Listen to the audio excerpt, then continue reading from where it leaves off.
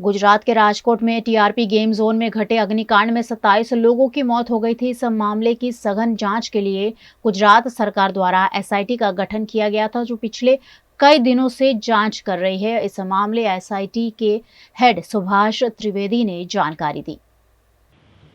आ एकदम दुखद घटनानी तपास गुनानी तपास राजकोट शहर पोलीस કરી રહી છે અને સમગ્ર બનાવ જે રીતે બન્યો છે દુઃખદ એ સરકાર ખૂબ ચિંતિત છે અને જે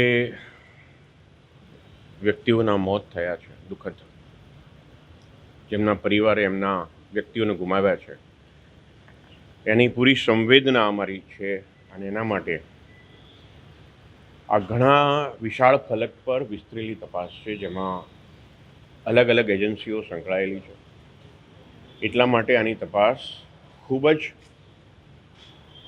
ઊંડાણથી કરવી પડે, કારણ કે તમે ઊંડાણથી તપાસ કરો તો જ દોષિત દંડાય અને કોઈ નિર્દોષ માણસ આનો ભોગ ના બને। આપણે એ પણ ધ્યાન રાખવું પડે, બહુ કાળજીપૂર્વક તપાસ કરવી જરૂરી છે।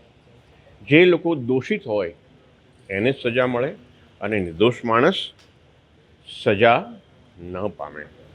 એના માટે અમે કાળજીપૂર્વક ઝીણવટથી ઊંડાણપૂર્વક તપાસ કરી રહ્યા છીએ। Thank you. અત્યાર સુધીમાં કેટલી લોકોની ટોટલ પૂછપરછ?